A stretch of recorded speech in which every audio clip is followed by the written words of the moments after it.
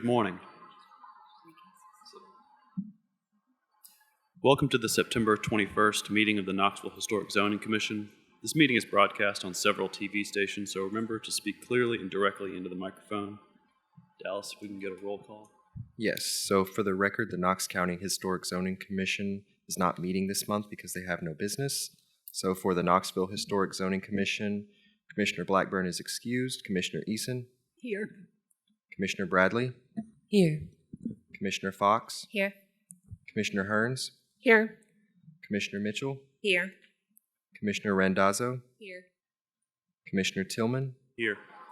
And Commissioner Webster is excused. So that is 7 present. All right.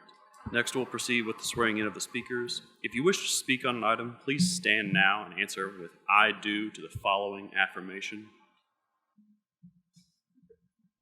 I solemnly affirm that the testimony I'm about to give shall be the truth, the whole truth, and nothing but the truth. Thank you. We ask that all speakers please limit their presentation to 5 minutes. We also ask that speakers please give their name and address before speaking. Please sign in at the desk or the podium by legibly printing your name and address. Any appeals of Historic Zoning Commission decisions can be made to the Chancery Court within 60 days of the date of this meeting. Next, I'll ask for a motion to approve last month's meeting minutes. Second. So moved. And we do have some modifications to the agenda. 2 applicants have requested postponement. 1001 Thompson Place, that's case 9C23HZ, and 219 West Glenwood Avenue, 9E23HZ. I make a motion to postpone these cases per applicant request. Is there a second? A second. All in favor? Aye. And now, Mr. Tillman, just one moment.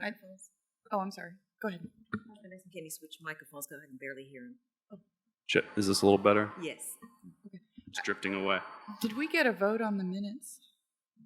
We did. Okay, everybody voted. I think I got a second and I didn't get a full vote. It's my first error of the day. Okay. All right. We had a proper second, but we did not get a vote. All in favor, say aye. Aye. Thank you. All right. Next, Lindsay, we're ready for staff reports. Yes, so there was just one level 1 COA issued since the last meeting at 313 East Oklahoma Avenue. The applicant is repairing facade elevation stained glass windows. 2 broken panes will be replicated and reinstalled, and that's it. Okay, so our first case is at 616 Luttrell Street in the 4th and Gill district. Lindsay, if you can go over that case with us. Okay. So this is a major exterior rehabilitation project, and I will go to the existing photographs here so you can see what we're starting with. So the applicant proposes removal of the existing non-historic roof line, siding, windows, and doors. The exterior of the house will be largely reconstructed with a pitched front gable roof clad in asphalt shingles, an exterior of fiber cement lap siding with corner boards and window trim, and then cedar shingles on the gable fields. The windows will be installed in new fenestrations on the facade, the side elevations, the rear elevation, and the upper gable fields. So I'll run through these elevations too. The facade, which is the southwest, will feature a centrally located multi-light door flanked by 10 light side light windows and topped by transoms. The windows are paired 6/6 double hung windows. They are aluminum clad wood on the 2 outside bays. On the left side elevation, you can see 5 bays of 4/4 double hung windows. And then in each gable field, there are 4/4 double hung windows with trim as well. On the rear elevation, there are 2 sets of multi-light double doors and a third door opening onto a deck, which has steel supports and a horizontal steel railing. Going back to the facade will have a wood trellis structure that extends the full length of the facade. So I'll run through some of these staff findings. Those are the Sanborn maps I'll come back to. So this building is part of the National Register District and the local overlay. It was noted on the National Register nomination as non-contributing. it's highly altered. So historic photographs of the building were not located at the time of the staff report. I did receive one from a neighbor this morning, so we can discuss that. The 1917 Sanborn map, which you can see on the left here, it indicates the building used to be 2 narrow shotgun houses. And then the 1950 Sanborn map, which has it right here, depicts the two buildings as connected with a roof between the two, but they retained these individual front porches. So by the 1940s, this building had commercial use. In the 1980s, the building described it as severely altered, a one-story frame house. And then by the 1980s and 90s, you can see it received a lot of these modifications, the false parapet wall, the vertical wood cladding, the window design. And then, but on the facade, you can still see this two-building form in the two projecting massings with a recessed front entry. One design guideline from the Secretary of the Interior Standards just discusses how properties should be recognized as a physical record of its time, place, and use. Changes that create a false sense of historical development, such as adding conjectural features or elements from other historic properties, should not be taken. So a degree of this restoration is conjectural. We have one historic photograph that we received at 7:30 this morning, so the architects really didn't have the opportunity to draw on that as a resource. The main evidence of the building's original design is based on its overall forms. So you can see the footprint in that projecting massing, which is retained in this proposed facade design. Reconstructing the original combined roofline could pose construction and maintenance difficulties. However, the proposed new roof does create that illusion that this building has always been one house. There's not historic evidence for the proposed front gable roof. So the staff recommendation would be that additional design elements acknowledge that historic evolution of the building from 2 shotgun houses with front porches to 1 commercial structure and now to a house. To speak to the materials, removal of this existing siding is appropriate. The application includes fiber cement lap siding as a replacement for this non-historic vertical wood siding. Fiber cement siding has not been approved in Fourth and Gill as a replacement siding on original buildings, so the commission should discuss these siding materials. The current windows in their design, they are not character defining and they are not original in terms of design or placement. So the proposed window design, it's a new element as this commercial building is repurposed for residential use. Double hung windows with exterior trim and sills are appropriate for a new house. And the applicant proposes the applicant's proposing true divided light aluminum clad wood windows with 6/6 and 4/4 designs. And so with no evidence for the multi-light windows that you can see here, 1/1 windows may be more appropriate. The commission should discuss the proposed window design and materials. And final specs should be submitted to staff for approval. If there were a revised design acknowledging the building's original form and elements, it could incorporate the front porches. Guidelines recommend reconstructing original front porches or using historic elements. A full-length pergola lacks historic precedent.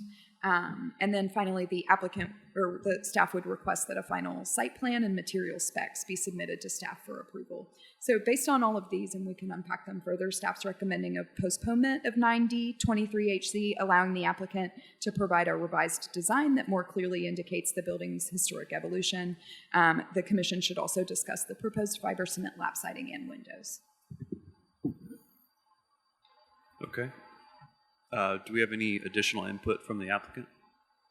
Yes, thank you. And my name is Tallman, 1L for the record, since it's misspelled in the documents there. I'd like to challenge. Excuse me. He needs to give his address, his name and address. Oh, yeah. Can you give your address as well? 616 Luttrell Street. Thanks. That's just for the record. Thank you. No, that's fine. So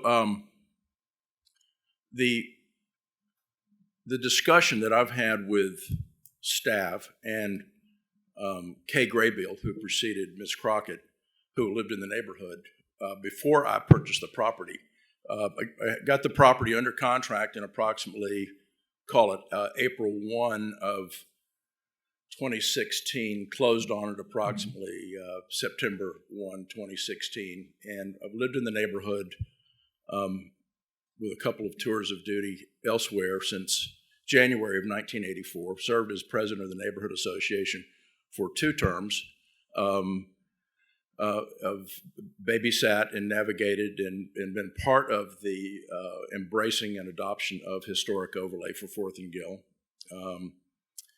And so I'm very, very aware of the process. In fact, was interested in this property because historically, this end of the neighborhood, this end of Luttrell Street, has been the idiot bastard son of the neighborhood. And so just purely from an aesthetic challenge, it appealed to me to take something that was as dog ugly as you can readily observe there and to breathe new life into it and to do it in a quality way, in a way that's consistent with the neighborhood. I'm a preservationist. I'm an old house guy. I built a business around helping people renovate old houses, so my track record's pretty solid there. In fact, the team I've got here is solid in the world of historic preservation. Frank Sparkman, who's Sparkman Associates, is the team that I'm fortunate enough to have working, was on the state Tennessee Historic Commission and helped the neighborhood navigate the preservation of 4th Avenue side of the neighborhood during the TDOT Smart Fix project about 15 years ago. Not to belabor that, but we're serious about doing this right, and the neighborhood does not need to feel that they need protection from me, I promise you. So I reached out before I closed on the property to know exactly what my burden of proof was and what I needed to do regarding historic overlay. So I was assured from the very beginning, and I can reference we can reference on page 3 of 4 of your documents there, the staff findings, that when the neighborhood presented itself to get on the National Historic Register, this property was considered non-contributing historic value, of no contributing historic value. No contributing historic value. That's the key point right here from a legal standpoint as far as I'm concerned. So basically what that shifts to is, instead of looking this as a an existing building, I've been led to believe through numerous discussions with Kate Graybill and Ms. Crockett that the infill guidelines was the standard to which we needed to address all of our energies and design effort on this project, which basically means on the infill guidelines, that's essentially the same as I understand it, and I stand to be corrected if I'm wrong, but this has been the result of numerous at-length conversations, that the infill guidelines essentially are as if there was no building there. So that's what infill is. There's a vacant lot and you want to build something. So what we wanted to do was understand that preemptively to avoid where we are today, because I did not want to come down and I've got a contractor standing by, I've got design effort and money that's been spent, and we don't want to come down and say, oh, but then by the way, we need for you to go back and dance on the end of a string to try to figure out what we're trying to interpret, and we're going to engage the neighborhood and we're going to have a committee and whatever. That's exactly what I wanted to avoid, because that is time and money.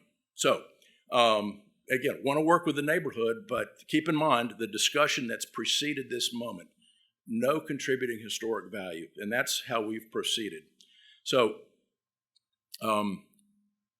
what I'd like to do is, I've got my colleagues on the architectural side. They're the ones who engaged staff most recently, and what I would like to do in terms of this presentation is have Suzanne or if you want to.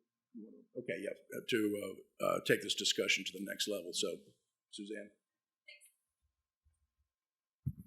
Hi, everybody. I'm Suzanne Taravella from Sparkman & Associates Architects, 2908 Sevier Avenue. I just want to touch on a few points that Mr. Tallman already talked about, but just to kind of consolidate the conversation. This project as was already stated, was not a contributing structure to the original nomination for the neighborhood. It is our highest priority to preserve the historic context of the neighborhood. I think we're all on common ground there. We have an instance here where there are some salvageable elements of the building, such as the basement foundation, a few perimeter walls. A lot of the historic context of the roof has been lost because of a fire. We still see the front facade has the inset where the two buildings were joined originally. We're keeping that in our design.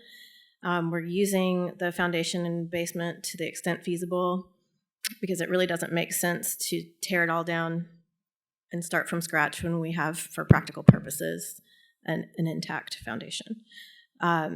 So we're trying to bridge that gap between a total tear down, start fresh infill project and a preservation project. Like we've already talked about, there's not a lot to preserve. We're preserving what we can, and we don't want to get into the realm of conjecture about what this building looked like over the last 150 years. It's been a lot of things. It apparently was never anything of enough value for anybody to keep for very long. And so we want to make a single-family, residential, historically compatible project for the neighborhood that doesn't stand out. It's not trying to be particularly in the center of attention, but it contributes to the fabric in an appropriate way. And then just as a side note, after we got the original staff comments, we did go back and do a revised design to just, in good faith, go through the exercise of what it would look like to put porches on the front, modify the roof structure some, and make an effort to make these look like they maybe might have been shotguns at one time. And it really does look silly. It's kind of like a Disney version of what might have been there all kind of piled together. And it isn't an accurate representation of the story of this part of the neighborhood. It's a made up amalgamation of things that doesn't really make a whole lot of sense. So that's our standpoint. I'm happy to answer questions. I'll be done now. Thanks. And next, do we have any input from the neighborhood? So we do have someone here to participate, and I have a written comment from Aaron Streeter, the HCC on to the neighborhood. Is there a preference on what's first? Whatever you prefer. Okay. Ma'am, if you want to speak, I'll start with Aaron's, and then you can address the commission as well. So Aaron Streeter, the Historic Zoning Commission liaison, says that Fourth and Gill is excited about a project that will improve this long-neglected building. We also feel that there are some reasonable concerns that have been expressed about some of these specific design features of the proposal contained in the application and want to give full support to the staff recommendation on a postponement to allow some additional conversation on those items and how the project can more closely fit within the bounds of the standards and our neighborhood design guidelines, most especially allowing the building to convey some of its history as two houses and referencing the original two front gables and porches. Regarding the siding, Fourth and Gill has consistently maintained that siding on historic buildings in its district should be wood, consistent with the design guidelines. And then the Historic Zoning Commission liaison, Aaron, passed along a photograph that they had gotten from an adjacent property owner this morning. So we can discuss that when the commission is discussing. Do you want to speak, ma'am? Yes, please. Good morning. My name is Melinda Wetzel. And Ma'am, if you could pull that microphone down a little bit more. Is this better? Yes. Okay. Melinda Wetzel, 1015 Luttrell Street. I am here today because I'm a neighbor. I have lived in Fourth and Gill neighborhood for 45 years with my husband and his son. In that 45 years, my husband and I have either restored or renovated or restored about 14 properties from our last count. I helped design the guidelines that Fourth and Gill use. I served on Historic Zoning Commission for 2 terms, chaired for a couple of years. I'm now Fourth and Gill board member, I am not here speaking on behalf of the board or the organization. I'm simply here as a historian and a longtime resident to offer my opinion on this piece of property. It's a hot mess. And I want to begin by applauding Jeff. This project is needed badly. I love the way he described that end of the neighborhood. And I was going to actually use the word bastardized myself because it has been used and abused for over 50 years. And I'm sure you would agree with me, it's just gosh awful ugly. And something needs to happen to it. And Jeff is willing to do that. And I want to support him in that in any way because I admire what he's trying to do. Equally important in his bravery and ambition, I applaud the fact that he wants to make this a residence, his residence. This isn't a developer developing for profit. This is a builder that wants to build a home. And in 4th and Gill, that's really important. We are trying to establish community as much as history. On the other hand, I also want to applaud the staff. I'm obviously a firm believer in guidelines, and I like them to be read and understood. And Ms. Crockett, I think you all did a great job. And you have pointed out a couple of discrepancies and issues that are not in compliance. And consequently, I am urging the postponement so those things can get worked out. I agree with Jeff that this could possibly be considered like infill housing in new construction. And the fact that he understood that to be the case, I think postponement works so so more information and better information can be discussed. The only really egregious error I see on this is the pergola running along the front of the house. I agree fully with the statement that a full-length pergola along the facade lacks historic presence. And I believe that that it just sets a tone that it's not in context with the rest of the neighborhood for sure. And I would also say, in regard to Aaron Streeter's comment, we haven't had a conversation, but on the lap siding is allowed for new construction. So I think that's an issue that could be played with, that this may very well, it's going to sit somewhere between new construction and historic development. So that's a discussion that needs to happen.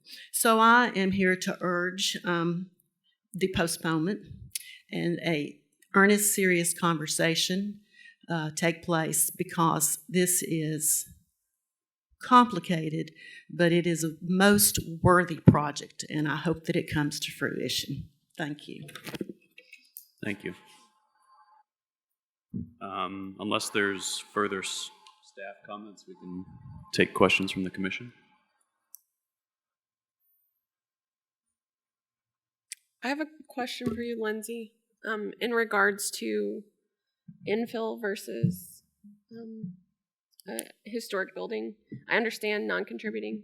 I understand how that relates to this discussion, but my concern is, would the pergola or siding be allowed if it were under infill in the neighborhood? If fiber cement lap siding has been approved for new construction in the past in 4th and Gill, and we don't have a specific guideline that would be based on the pergola other than the guidelines for new porches in infill construction. And I think typically it references using historic forms or forms that are compatible with the neighborhood. And a full-length pergola is not typically a front porch historic feature on historic houses. Okay, thank you. Could you show us the photograph that you got this morning? Yes, thanks.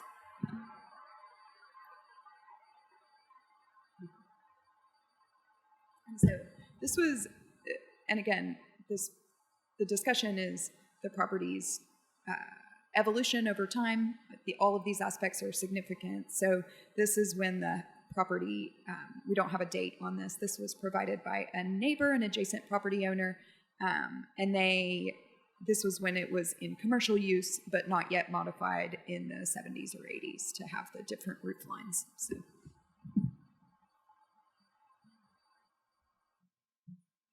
I had a question for the applicant. What is the material choice for the front porch foundation facade? I see bushes, but There's an existing foundation there that is brick, and it has like a parge coat over it, which we would restore. And then there is you can see in those pictures, it's concrete with a concrete ramp to access the front door. okay, thank you. And if I may, upper right image there. So the pergola is not an element that's just pulled out of the air. It has a very specific purpose.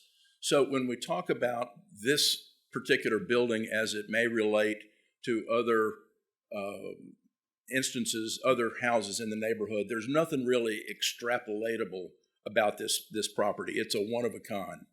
So the wheelchair ramp, which this was a Helen Ross McNabb owned methadone clinic at one point, and so the wheelchair ramp is there. If it wasn't there, we wouldn't add it, but since it is there, we're sort of content to keep it because of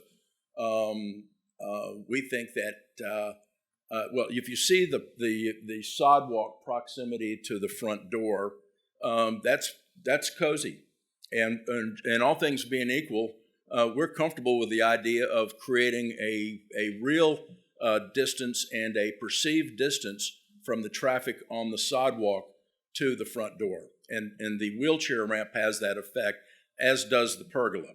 So the pergola also provides an aesthetic element, which we think is a landscape element. This is a west-facing. This is west-facing, and the sun is pretty brutal there. So the pergola, once it has climbing vines and et cetera, basically will give us some shield against the brutal western sun, a nice aesthetic element, and it will help create an additional perception of distance to keep people on the sidewalk safely on the sidewalk and without the temptation to feel like they need to come knock on my front door. And by the way, there is traffic on the sidewalk. That's not a minor thing. So what I would suggest, we took a look at the historic picture. I would suggest that's irrelevant, totally irrelevant, non-contributing historic property. And the discussions I've had with staff over the years since I've owned the property have been basically treat this as if it's infill. So that's the key piece. And to a certain extent, I think the commission has to deal with it, a contradiction of your own making. Because the expectation that I've had through lengthy conversations, again, from a good faith standpoint, to try to understand, to do it the property right. We're not cutting corners. We're not trying to do a half-ass project. But and I'm fine in principle with a postponement. But there was a term used a moment ago, some guideline or some design amendments. I don't know what some amendments is. It's like, how deep's a hole? I mean, that could go on ad infinitum. So the question for you is, do you want to encourage this process or do you want to discourage it? And that's really where we are. I've got people lined up, ready to go to work. Mr. Tillman, my neighbor, you understand when you've got the table set and you're ready to go to work, the clock's running and money's being spent. And so this has to do with a larger discussion that we sometimes take serious, sometimes we don't in Knoxville, about the cost of housing, et cetera, et cetera. Well, this is a cost question right now. And so, again, we're fine in general, but if we're going to open it up to a design by committee in the neighborhood, then you can see where that goes. And what I would suggest is look at your own discussion, look at your own representations to me over the course of the time since before I owned the property, as I was anticipating closing on the property. And that's what I would suggest, that you be consistent with your own communication to me. No non-contributing historic property Forget about the pictures of the past. You might as well be looking at an empty lot. There is no there, except for the fact that I'm an old house guy and I'm willing to do a quality job on this property. And that's what I would ask you to do. Now, we're fine with the 1/1 on the windows. We're good there. And we understand that on an infill standpoint, the lengthy discussions I've had with builders, and Mr. Tillman, you probably know this, that the quality, I'm fine with wood siding. The quality of wood siding these days ain't what it used to be. So the reality is, our strong preference is to go with the hardy siding on this. So I think on some level we're doing this right. We're doing it right since I bought the property. We're doing it right in terms of how we've engaged the architect. And I would just say, please don't make it harder on us. Commissioner Tillman, I have a question. Yes, go ahead. Just asking, I know you've letting us know what you're good with.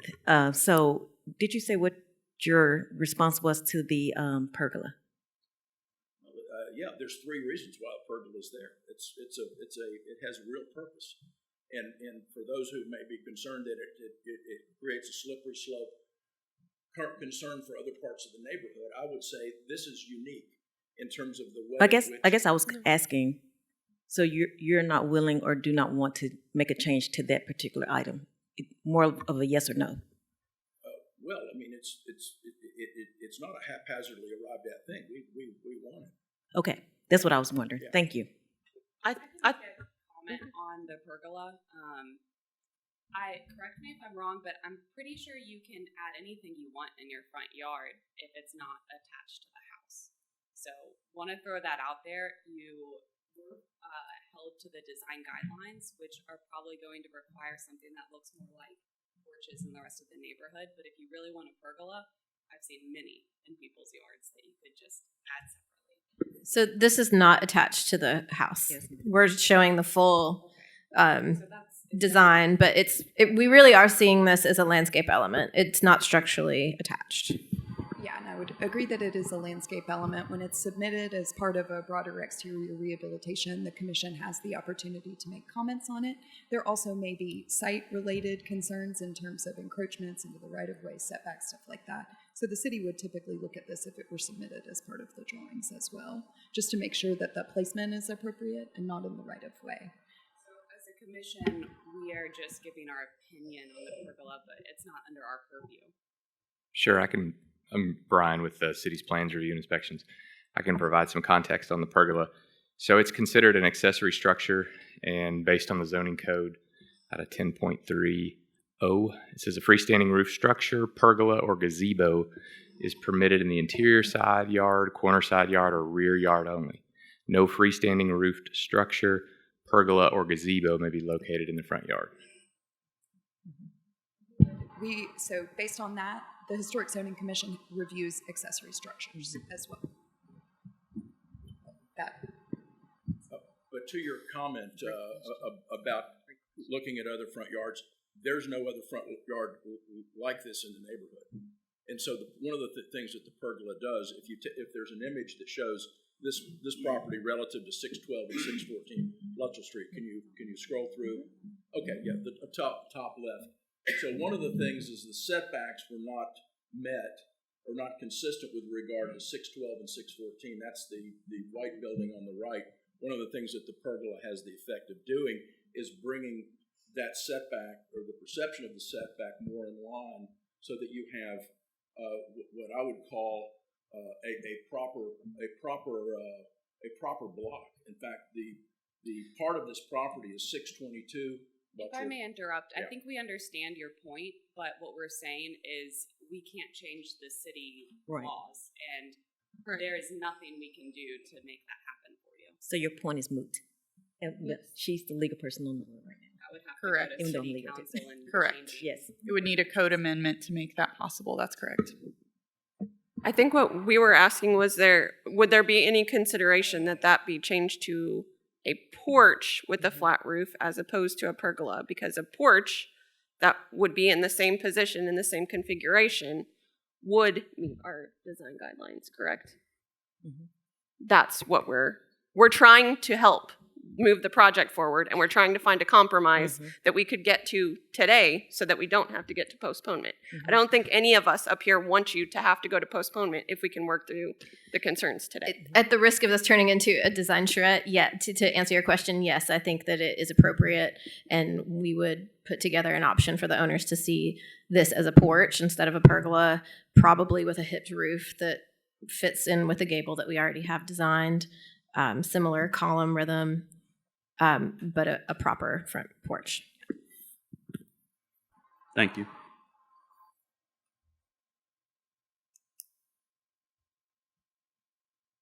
Any other thoughts? Anyone want to entertain a motion? So if they did change the porch, is that something that would have to come back before us, or would Lindsay and the staff be able to approve? And Lindsay, that's a question for you. That is a determination that needs to be made by the Historic Zoning Commission. Y'all have the capacity to delegate review just to staff instead of back to the Historic Zoning Commission. I think it depends on the scope of work that you would like to see, the amount of revisions that you'd like to see to the design. Can you flip back to your recommendation, Lindsay?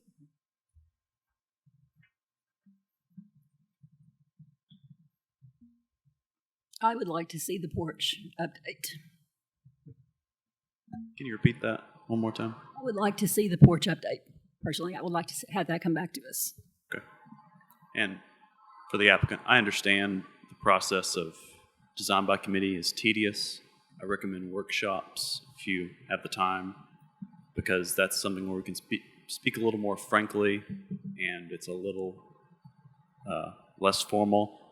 Really, the applications that come before us, they need to be voted yes, no, or postponement.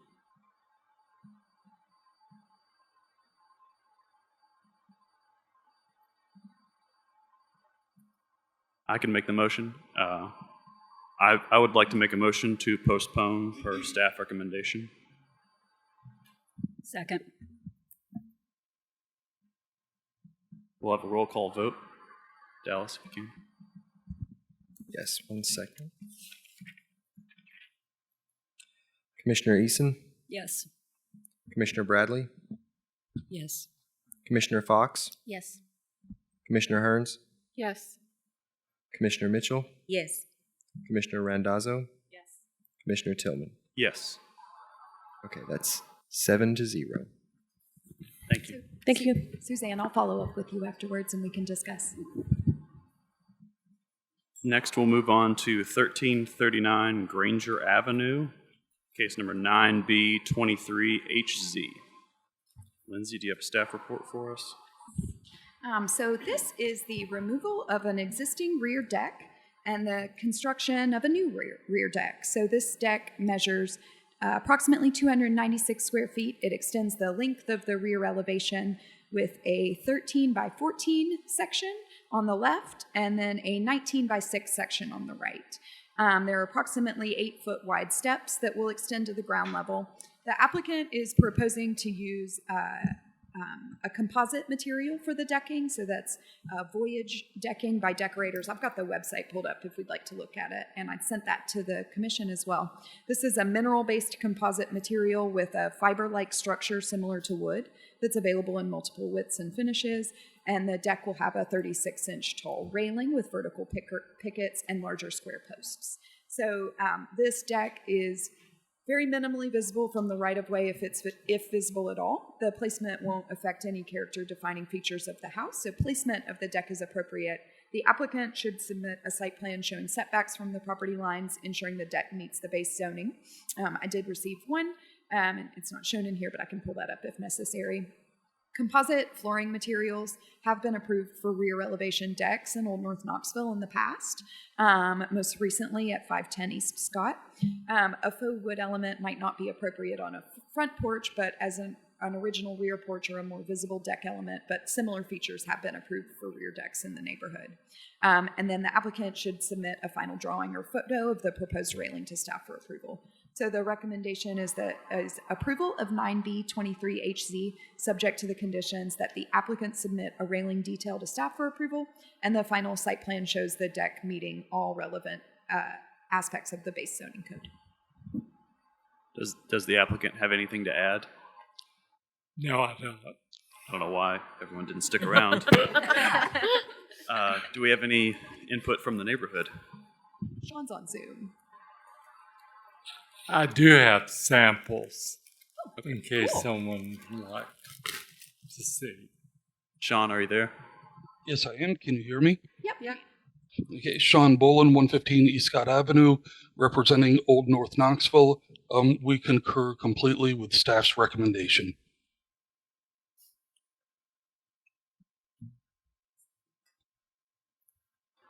Do we have any questions or comments from the commission? I would like to make a motion that we approve based on staff recommendation.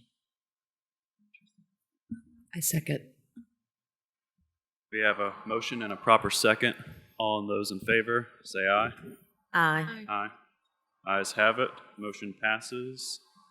Do we have any other commission business? I was just going to mention that the city is having a workshop on an open house workshop on the middle housing standards, which are standards associated with new. With new. I'll grab them. With new middle housing forms, so duplexes, triplexes, quadplexes, and the target area for this does relate to some of the historic districts. And so there's an open house tonight. It starts at 4:30 at the Emerald Youth Center on Central. And there's another one on Monday at the O'Connor Center at the same time. And there's information on the City of Knoxville's website. And I'd encourage you guys to engage with this effort because it will affect things that we're going to see in the historic districts if it's passed. When is it? There's one tonight. It's at the. This is cool. Sorry. There's one tonight. It's at the Emerald Youth Center on Central. It's 4:30 to 7. Okay. Thank you. With that, I'll entertain a motion to adjourn.